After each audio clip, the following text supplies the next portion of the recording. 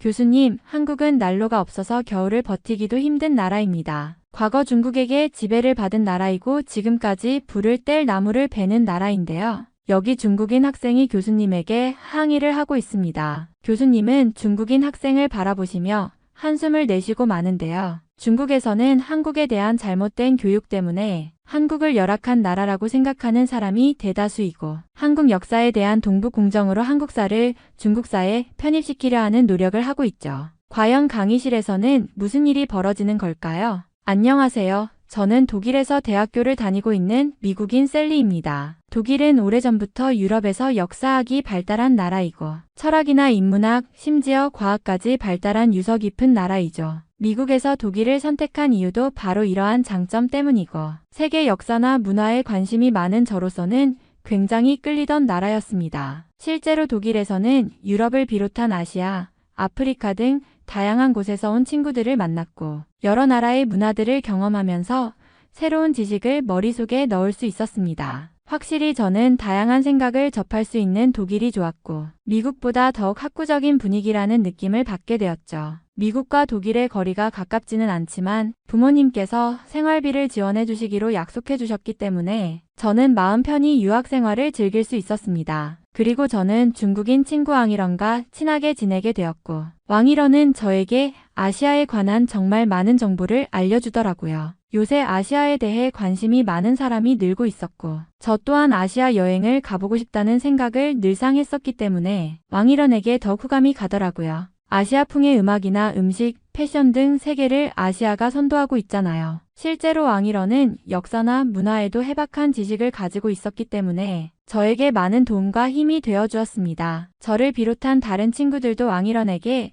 중국이나 한국, 일본에 대해서 물어보았고 모르는 것이 없는 왕일원은 친절하게 설명해 주더라고요. 특히 한국에 대해 많이 알고 있다면서 현재 한국이 인기가 세계적으로 많다는 사실에 관심을 가지던데 저도 몰랐던 새로운 정보들 덕분에 무척 흥미롭더라고요. 왕일원 말에 따르면 한국은 과거 중국에게 지배를 당했던 나라이고 간신히 독립을 한 후에 중국 지원을 받으며 국가 운영을 한다고 했죠. 심지어 한국의 K-팝이라고 불리는 요즘의 음악은 중국에서 10여 년 전에 유행하던 음악을 가사만 바꾼 것이며 중국에서 활동하던 사람들이 한국으로 많이 건너가서 한국을 발전시켜주다 보니 한국의 이름으로 발표하지만 사실 중국의 것들이 많다는 말도 했어요. 그리고 자세한 역사적인 내용은 수업 시간에 들으면 알게 될 거라면서 아시아에 대한 비밀을 전부 풀지는 않기도 했죠. 역사학 수업 시간은 아시아 역사를 배우는 시간이 따로 있었고 각자의 지식을 가지고 토론하며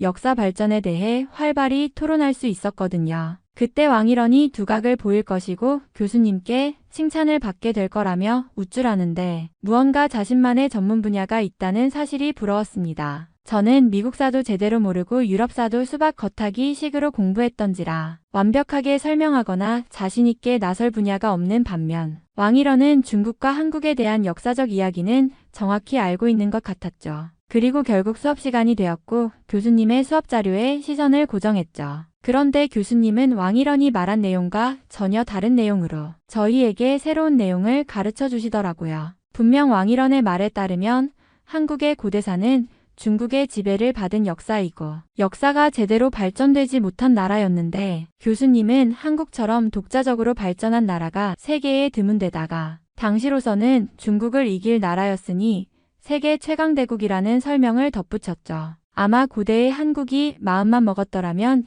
유라시아를 제패했을 수도 있다면서 중국은 아무것도 아닐 정도의 강대국은 당시에 한국뿐이라고 설명하셨어요. 그리고 한국의 사진 몇 장을 보여주시는데 약간 놀랄 수밖에 없었습니다. 신형 자동차의 멋진 행렬과 그 뒤로 보이는 엄청난 건물과 산의 풍경은 정말 기가 막혔거든요. 한국의 현재 모습은 자동차도 없는 도시와 건물이라 볼 수 없는 초가집 정도의 건물들만 있어야 했는데 독일이 후진국이라 느껴질 정도였습니다. 왕일원은 역시나 무언가 잘못되었음을 파악하기 위해 교수님께 질문을 하더라고요. 교수님, 지금 보여주시는 곳은 중국의 대도시이고 한국과 관련이 없습니다. 한국인들은 현재 추위에 고통받고 있으며 난로조차 없는 집에서 하루하루 버티며 생활하고 있죠. 한국은 불을 뗄 나무를 구하기 위해 산림을 마구잡이로 벌목하며 자연 환경도 심각하게 파괴하고 있습니다. 지금도 한국 사람들은 난로나 에어컨 같은 기본적인 가전제품조차 없어서 힘든 삶을 살고 있죠. 교수님께서 보여주신 사진은 한국이 아닌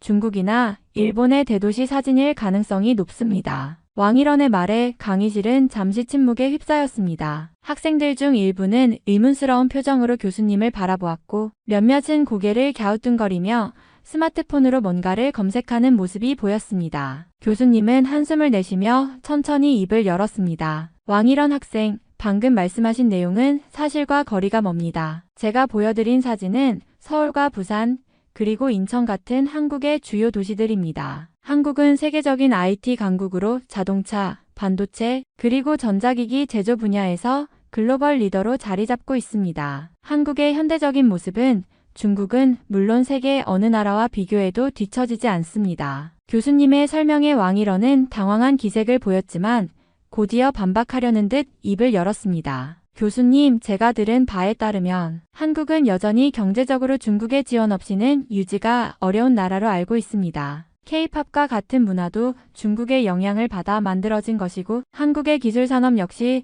중국 기업들의 도움 없이는 성립되지 않았습니다. 한국이 강대국이라고 하셨는데 그런 말은 과장이 아닌가요? 교수님은 차분한 목소리로 대답했습니다. 왕일원 학생이 말씀하신 것은 동북아시아 역사와 현대 상황에 대한 왜곡된 정보일 가능성이 높습니다. 한국은 현대사에서 중국의 지원 없이도 놀라운 경제 성장을 이루었고 기술과 문화 분야에서 독자적인 성과를 보여주고 있습니다. 또한 역사적으로도 한국은 고유의 문화를 발전시켰고 특정 시기에는 중국과 대등하거나 오히려 앞선 면모를 보이기도 했습니다. 강의실 곳곳에서 웅성거림이 들려왔고 학생들은 서로 속삭이며 왕일원과 교수님의 대화를 지켜보고 있었습니다. 왕일원은 잠시 말을 멈추고 깊은 생각에 잠긴 듯 했지만 다시 고개를 들고 물었습니다. 교수님, 그러면 한국이 그렇게 발전된 나라라면 왜 세계적으로 한국보다 중국이 더 영향력 있는 나라로 평가받고 있습니까? 그리고 한국은 왜 독자적인 역사와 문화를 강조하는데 그것이 중국 문명에 뿌리를 둔 것이라는 사실을 인정하지 않습니까? 강의실의 분위기는 점점 더 긴장감으로 가득 차기 시작했습니다. 교수님은 학생들을 둘러보며 다시 입을 열 준비를 하셨고 저는 이 상황이 어디로 흘러갈지 궁금하면서도 조금 불안한 마음이 들었습니다. 왕일원은 자신감이 넘치는 목소리로 말을 이어갔습니다. 교수님, 제가 알기로는 한국은 원래 중국의 속국이었습니다. 고대부터 조선까지 중국의 영향력 아래에서 발전한 나라였고 조공을 바치며 중국 문화와 제도를 받아들여 지금의 한국으로 성장했죠. 심지어 한글도 중국의 문자 체계를 변형한 것에 불과하다고 들었습니다. 한국이 독자적인 문화를 가졌다고 주장하는 건 역사적으로 과장된 부분이 많습니다. 강의실에 있던 몇몇 학생들은 왕일원의 말을 듣고 고개를 끄덕였지만 다른 학생들은 의아한 표정으로 교수님을 바라보았습니다. 왕일원은 잠시 멈추고 주변을 둘러보더니 말을 덧붙였습니다. 예를 들어 삼국시대의 고구려, 백제, 신라는 모두 중국의 영향을 크게 받았고 특히 고구려는 당나라의 속국이었다는 이야기도 있죠. 결국 조선도 명나라와 청나라에 의존하며 왕권을 유지했고 20세기에 들어서야 독립을 간신히 이루었는데 그것도 일본의 패망 덕분이었습니다. 제가 중국에서 배운 바로는 한국은 중국의 역사적 배경 없이는 존재할 수 없는 나라라는 결론이었습니다. 왕일원의 말이 끝나자 강의실은 다시 조용해졌습니다. 학생들 중 몇몇은 스마트폰으로 검색하거나 메모를 적었고 다른 이들은 교수님의 반응을 기다리며 기대 어린 눈빛으로 바라보았습니다. 교수님은 잠시 깊은 숨을 들이마신 후 부드럽지만 단호한 목소리로 말씀하셨습니다. 왕일원 학생, 역사에 대한 견해는 다양할 수 있습니다만 지금 말씀하신 내용은 중국의 역사 교육에서 강조되는 일방적인 해석에 불과합니다. 한국은 고대부터 독립적인 국가 체계를 유지하며 독창적인 문화를 발전시켰습니다. 특히 고구려는 당나라와 대등하게 싸운 강력한 국가였고 삼국은 중국과는 다른 독자적인 정치, 문화, 종교 체계를 갖고 있었습니다. 교수님은 이어서 한국의 역사적 독립성을 강조하는 여러 예를 제시했습니다. 한글 또한 조선시대에 세종대왕이 창제한 고유의 문자로 세계적으로 인정받는 과학적이고 독창적인 문자 체계입니다. 그리고 조선은 명나라와 청나라의 영향력 속에서도 독자적인 철학과 제도를 발전시켜 나갔습니다. 한국사를 중국사에 편입시키려는 시도는 동북공정과 같은 현대적인 정치적 의도에서 나온 주장일 가능성이 큽니다. 교수님의 설명이 이어지자 강의실의 분위기는 조금씩 달라졌습니다. 몇몇 학생들은 고개를 끄덕이며 이해하는 듯 했고 왕일원은 약간 당황한 표정을 지으면서도 다시 반박할 준비를 하는 듯 보였습니다. 하지만 교수님, 그렇다면 왜 중국 역사 기록에 한국이 중국의 일부처럼 언급된 사례가 많습니까? 예를 들어 고구려나 발해 같은 나라는 중국의 지방으로 기록된 부분이 있지 않습니까? 왕일원의 질문이 끝나자 강의실의 긴장감은 더욱 고조되었습니다. 교수님은 왕일원의 말을 차분히 듣고 나서 다시 말씀하셨습니다. 그 부분은 고대 제국들의 특성상 주변국을 자신들의 속국이나 지방으로 묘사하려는 경향 때문입니다. 그러나 실제로 고구려나 발해는 독립적인 왕국으로 존재했으며 그들의 정치적 중심은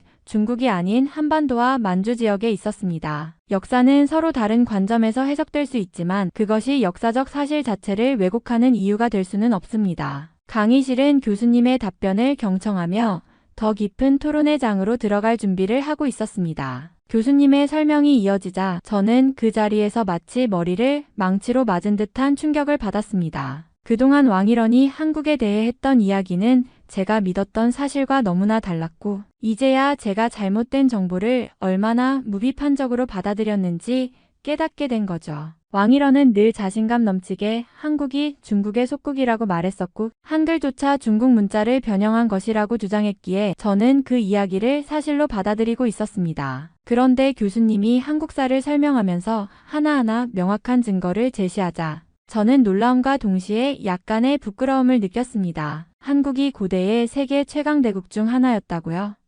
저는 속으로 혼잣말을 하며 교수님의 이야기를 되새겼습니다. 고구려가 당나라와 대등하게 싸웠다니, 그리고 한글이 세종대왕이라는 사람이 발명한 완전히 새로운 문자라고. 이건 대체 어떻게 된 일이지? 왕일원의 주장과는 너무나 다른 사실들이 이어졌습니다. 고구려가 중국의 속국이 아니라 오히려 당시 중국 왕조인 수와 당을 압도하는 전쟁력을 가졌다는 설명에 저는 믿기 어려운 기분이 들었습니다. 제가 배운 유럽사에서도 고구려와 같은 나라에 대해 들어본 적이 없었는데 그들이 유라시아의 중심에서 그렇게 강력한 존재감을 가지고 있었다는 점이 경이로웠습니다. 그리고 한글 이야기에서는 제 입을 다물 수 없었습니다. 제가 그동안 알지 못했던 한글의 창제 원리와 과학적 우수성은 독일에서도 전혀 들어보지 못했던 내용이었습니다. 교수님은 한글이 단순히 문자가 아니라 문맹 퇴치와 평등한 소통을 위해 설계된 혁신적인 문자라고 설명하셨습니다. 이런 독창성과 실용성을 지닌 문자가 중국의 영향을 받은 것일 리 없다는 사실이 명확해졌습니다. 그럼 내가 믿고 있던 건 다 뭐였지? 저는 머릿속에서 계속 되뇌었습니다. 왕일원이 그토록 확신에 차서 이야기했던 것들이 이제는 의심스러워지기 시작했습니다. 혹시 그도 자기가 배운 교육체계 안에서 나온 편견을 사실로 믿고 있었던 것은 아닐까?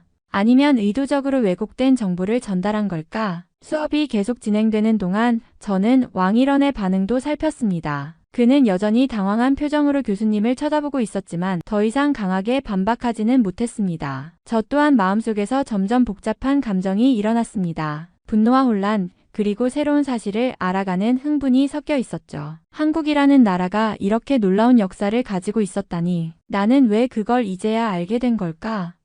저는 그 순간 왕일원과의 대화 속에서 한국에 대해 받아들였던 편견을 완전히 버리고 싶다는 생각이 들었습니다. 역사학 수업은 아직 끝나지 않았지만 이미 제 안에서는 커다란 전환점이 생긴 것 같았습니다. 수업이 중반쯤 진행될 때 저는 차마 궁금증을 참지 못하고 손을 들었습니다. 교수님이 저를 보며 고개를 끄덕이자 저는 조심스럽게 질문을 꺼냈습니다. 교수님, 그런데 왕일원이 말한 것처럼 현대 한국의 K-팝이나 문화도 중국에서 영향을 받은 게 많지 않을까요? 가령 K-팝 음악이나 드라마는 중국에서 유행하던 것을 모방한 것이라는 이야기를 들은 적이 있는데요. 제 질문에 강의실이 순간 조용해졌습니다. 몇몇 학생들은 흥미로운 주제라는 듯 고개를 돌려 저를 쳐다보았고 왕일원은 살짝 미소를 지으며 제 질문에 동의한다는 듯한 표정을 지었습니다. 그러나 교수님의 반응은 예상 밖이었습니다. 그는 깊은 한숨을 내쉬며 잠시 저를 응시하더니 답답한 듯 고개를 젓고는 단호한 목소리로 말씀하셨습니다. 셀리, 그건 아주 흔한 오해입니다. K-팝은 한국에서 독자적으로 발전한 현대 문화입니다. 물론 모든 문화는 서로 영향을 주고받는 것이 사실입니다. 하지만 K-팝의 근본적인 창의성과 세계적인 인기는 한국 사람들이 스스로 만들어낸 독창적인 시스템과 노력의 결과물입니다. 교수님은 강의 자료를 넘기며 현대 한국 문화를 설명하기 시작했습니다. 한국은 전통 음악인 판소리에서부터 시작해 서양의 대중음악을 수용하면서도 자신들만의 독특한 색깔을 입혔습니다. 그 결과물이 바로 K-팝입니다. K-팝은 단순히 음악이 아니라 퍼포먼스, 패션, 콘텐츠 제작, 그리고 팬 문화까지 모두 통합된 시스템입니다. 이는 한국의 기업과 예술가들이 오랜 시간 동안 노력해 만들어낸 것입니다. 그러더니 교수님은 어딘가 짚어낼 듯한 표정을 짓더니 이렇게 말씀하셨습니다. 게다가 언어적인 측면에서도 한국과 중국은 완전히 다릅니다. 한국어는 어순이 주어 목적어 동사 구조를 따르지만 중국어는 주어 동사 구조를 따릅니다. 기본적인 사고방식부터 다른 두 언어를 동일 선상에 놓고 모방이라고 주장하는 건 비논리적입니다. 저는 교수님의 설명을 들으며 머릿속이 점점 더 복잡해졌습니다. 그동안 왕일원이 했던 말이 사실일 거라고 믿었는데 이렇게 명확한 설명과 근거를 들으니 왕일원의 주장에 설득력이 없어 보였습니다. 교수님은 이어서 강의를 마무리하며 한마디 덧붙이셨습니다. 한국은 역사적으로 외부의 영향을 받으면서도 그 영향들을 자신들만의 방식으로 소화하고 재창조해 왔습니다. 이것이 바로 한국 문화의 독창성입니다. 중국과 비교하는 것은 각자의 문화적 특징을 무시하는 단순화된 시각일 뿐입니다. 교수님은 방금 제 질문에 대한 답변을 마친 후 한국의 문화와 기술에 대한 또 다른 흥미로운 주제를 꺼내셨습니다. 이번에는 온돌이라는 단어를 언급하시며 한국의 남방 문화를 소개하기 시작하셨습니다. 여러분, 한국은 난로조차 없어서 추운 겨울을 힘들게 보낸다고 오해하는 경우가 많습니다. 그러나 이는 사실과 완전히 다릅니다. 한국은 전 세계적으로 인정받는 독창적인 난방 시스템을 수천 년 전부터 발전시켜 사용해 왔습니다. 그것이 바로 온돌입니다. 교수님은 강의 자료에 온돌 구조를 설명하는 그림을 띄우며 말씀을 이어갔습니다. 온돌은 방바닥 아래에 설치된 통로로 불을 지펴 그 열기가 바닥 전체를 데우는 방식입니다. 이 시스템은 고대부터 시작되어 현대 건축에도 응용되고 있으며 바닥 난방 기술의 원조라고 할 수 있습니다. 온돌은 단순히 집을 따뜻하게 하는 것만이 아니라 건강에도 긍정적인 영향을 미칩니다. 따뜻한 바닥은 몸을 편안하게 하고 혈액순환을 도와줍니다. 학생들의 표정에서 흥미로움이 묻어나기 시작했습니다. 저 역시도 한국의 난방 방식이 이토록 체계적이고 혁신적이었다는 점에 크게 놀랐습니다. 교수님은 한 장의 슬라이드를 넘기며 말씀하셨습니다. 현재 온돌 시스템은 전 세계적으로 주목받고 있으며 서구에서도 바닥 난방 기술로 채택되고 있습니다. 한국의 온돌은 단순한 난방 기술이 아닙니다. 이는 환경 친화적이며 에너지 효율이 매우 높습니다. 유럽이나 북미에서 사용되는 라디에이터 방식보다 훨씬 우수하죠. 추운 겨울에도 온돌이 있으면 실내가 마치 봄날처럼 따뜻해집니다. 강의실 뒤편에서 누군가 작은 감탄사를 내뱉었고 저도 고개를 끄덕였습니다. 한국의 온돌 문화는 단순히 난방 방식을 넘어 집 안에서 사람들의 생활 방식을 형성한 중요한 요소라는 것을 깨달았습니다. 교수님은 설명을 마무리하며 덧붙이셨습니다. 온돌은 단순히 난방 기술을 넘어 한국인의 삶의 방식과 철학을 반영합니다. 따뜻한 바닥 위에서 가족들이 함께 모여 시간을 보내고 건강을 지키며 삶의 질을 높였죠. 한국의 온돌은 과거에도 위대했지만 현대 기술과 결합해 지금도 세계적으로 인정받고 있는 놀라운 문화적 유산입니다. 그 순간 저는 한국이 단순히 발전된 현대 기술을 가진 나라일 뿐만 아니라 과거부터 독창적인 아이디어와 문화를 만들어 온 나라라는 것을 실감했습니다. 한국에 난로가 없다는 말은 얼마나 어리석은가 라고 속으로 외치며 온돌에 대한 더 깊은 흥미가 생기기 시작했습니다. 교수님의 온돌에 대한 설명이 끝나자마자 왕일원이 손을 번쩍 들었습니다. 어쩐지 표정이 불만으로 가득 차 보였는데 그는 자리에서 일어나 이렇게 말했습니다. 교수님, 그런데 온돌은 사실 중국에서 시작된 난방 방식 아닙니까? 한국은 중국 문화를 가져다 쓴 경우가 많으니 이 또한 중국의 영향 아래에 있는 것이라고 봐야 합니다. 왕일원의 말에 강의실 분위기가 약간 술렁였습니다. 몇몇 학생들은 놀란 표정을 지었고 다른 이들은 은근히 흥미로운 상황을 기대하며 지켜보는 듯 했습니다. 저 역시 그의 주장에 다시 혼란스러워지기 시작했지만 교수님은 놀라지도 않으신 듯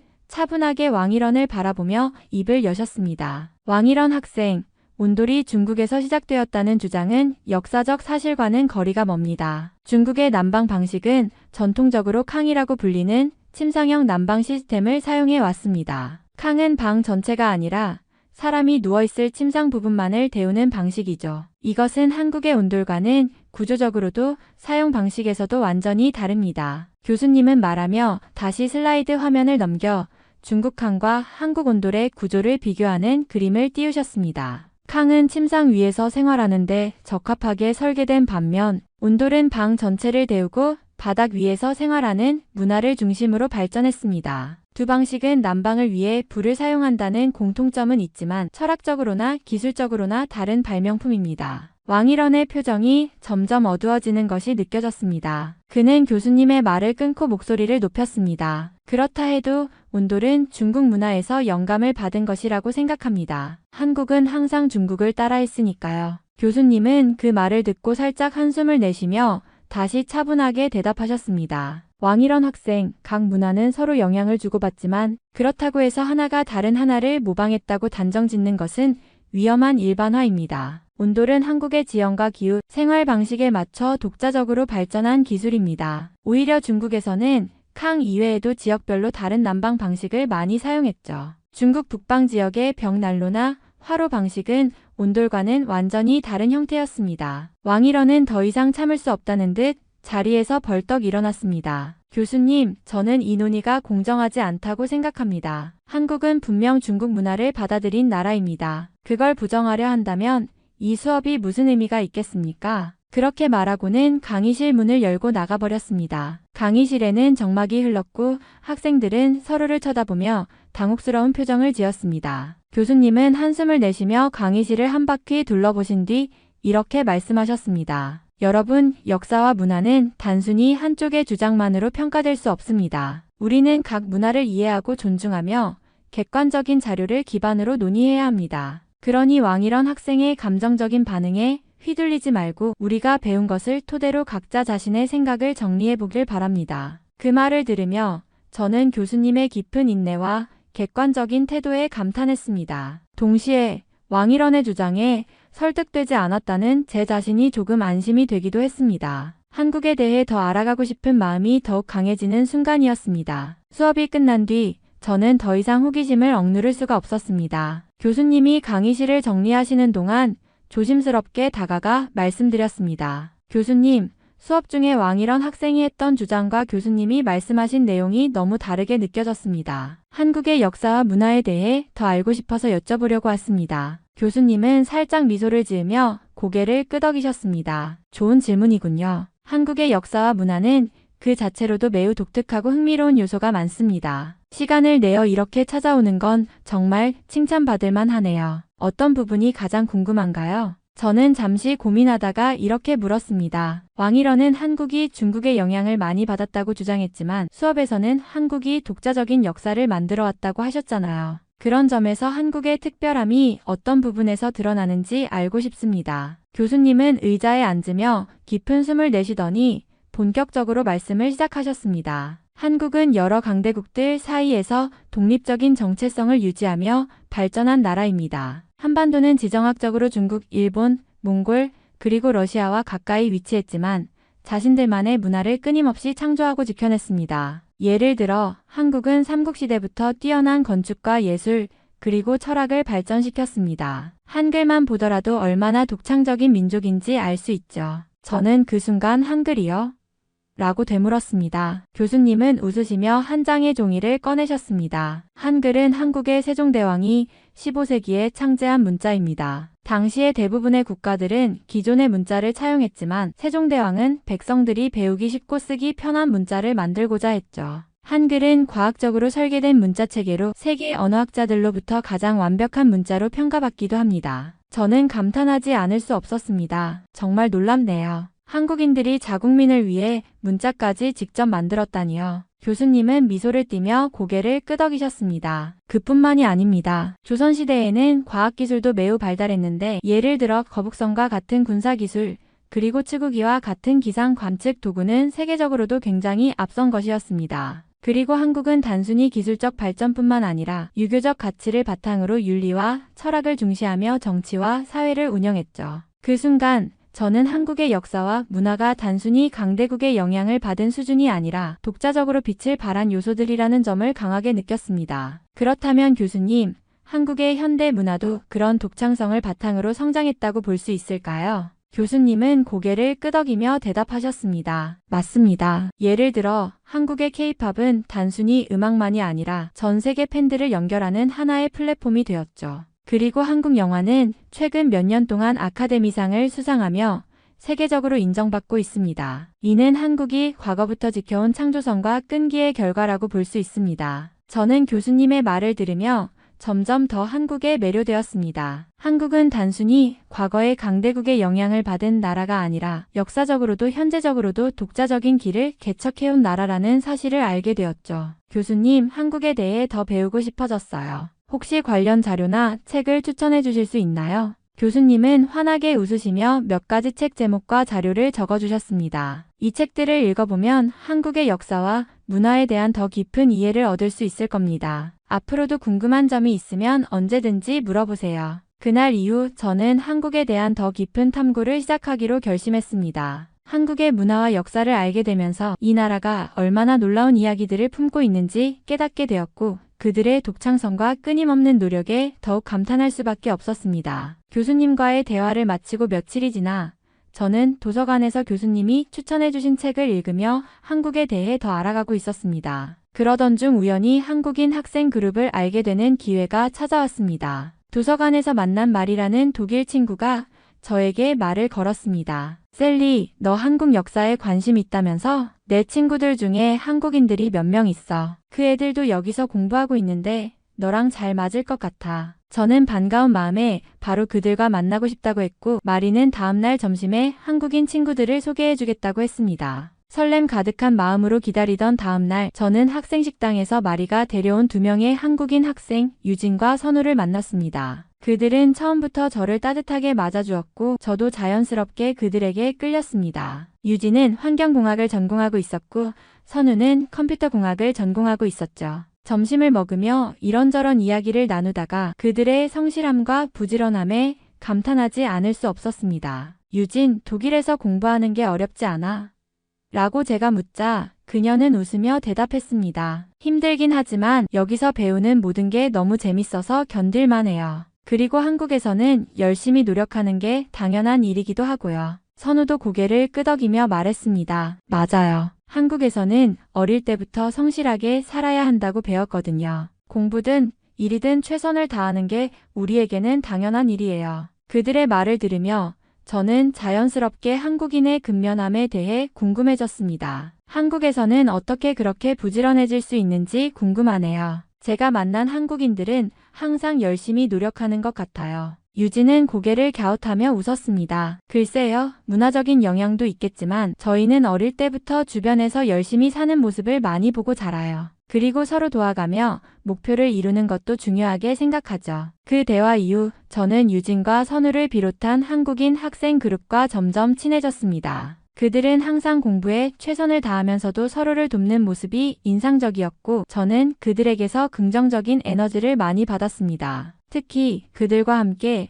프로젝트를 하게 되었을 때 저는 그들의 협력적인 태도와 철저한 준비성에 다시 한번 감동했습니다. 프로젝트 회의에서 그들은 항상 시간을 지키고 각자 맡은 부분을 완벽하게 준비해 왔습니다. 마치 작은 디테일 하나도 허투루 넘기지 않는 모습은 제게 깊은 인상을 남겼습니다. 프로젝트가 끝난 뒤 저는 그들에게 이렇게 말했습니다. 정말 놀라워요. 여러분 덕분에 프로젝트가 이렇게 성공적으로 끝난 것 같아요. 한국인들의 성실함과 협력적인 태도에 감탄했어요. 유진과 선우는 쑥스러운 듯 웃으며 대답했습니다. 셀리도 우리랑 잘 맞춰줘서 고마워요. 앞으로도 자주 같이 공부하거나 이야기 나누자. 그 후로 저는 한국인 친구들과 시간을 보내며 그들의 부지런한 태도와 따뜻한 성격에 흠뻑 빠져들었습니다. 한국 음식도 함께 먹으러 다니고 그들의 문화를 배우는 시간이 점점 더 소중하게 느껴졌죠. 저는 이제 단순히 한국의 역사와 문화를 공부하는데 그치지 않고 그 나라 사람들의 정신과 가치를 이해하고 배우고 싶다는 열망을 품게 되었습니다. 성실하고 따뜻한 그들의 모습은 제게 큰 영감을 주었고 제 삶에도 긍정적인 영향을 끼쳤습니다. 한국인 친구들과 교류하면서 한국의 역사와 문화에 대해 점점 더 깊이 빠져들게 되었습니다. 처음에는 단순한 호기심에서 시작된 관심이었지만 이제는 제 인생의 목표가 될 만큼 큰 열망으로 바뀌었습니다. 저는 한국의 역사학자가 되고 싶다는 결심을 하게 되었습니다. 그 꿈을 스스로 깨달았을 때 마치 새로운 세상의 문을 여는 느낌이었습니다. 한국의 역사는 단순히 과거의 이야기가 아니라 현재에도 여전히 영향을 미치는 살아있는 유산처럼 느껴졌습니다. 교수님이 수업에서 설명하셨던 한국의 독창적인 문화와 정치적 발전에 대한 이야기들은 제게 큰 감동을 주었습니다. 특히 한국 시민들이 민주주의를 지키기 위해 싸운 역사에 대해 배우면서 그들의 의지와 결단에 큰 경의를 표하게 되었습니다. 그 감동은 수업에만 그치지 않았습니다. 한국인 친구들과 함께 시간을 보내며 그들의 성실함과 부지런함, 그리고 문화에 대한 자부심을 가까이에서 느끼게 되었습니다. 그들의 삶의 태도는 저에게 많은 영감을 주었고 저는 그들처럼 살고 싶다는 생각을 하게 되었습니다. 그들의 역사와 문화를 제대로 이해하고 싶다는 열망이 커졌습니다. 이제 저는 한국에 대한 공부를 더 깊게 해나갔습니다. 책과 논문을 읽으며 한국의 역사에 대해 배우고 그들의 문화와 정체성에 대해 깊이 고민했습니다. 한국의 역사에서 고유의 문화를 발전시켜 나가고 외부의 도전 속에서도 자신만의 정체성을 지켜낸 그들의 이야기는 저에게 큰 감동을 주었습니다. 결국 저는 결심을 내렸습니다. 한국에서 직접 그들의 역사를 배우고 연구하고 싶다는 결정을 내리게 되었습니다. 한국의 대학원에 진학해 현지에서 그들의 역사와 문화를 더 깊이 배우고 그것을 체험하고 싶었습니다. 단순히 책이나 이론에서만 접하는 것보다 그 땅에서 직접 느끼고 배우는 것이 중요하다고 생각했습니다. 그 결심을 교수님께 전했을 때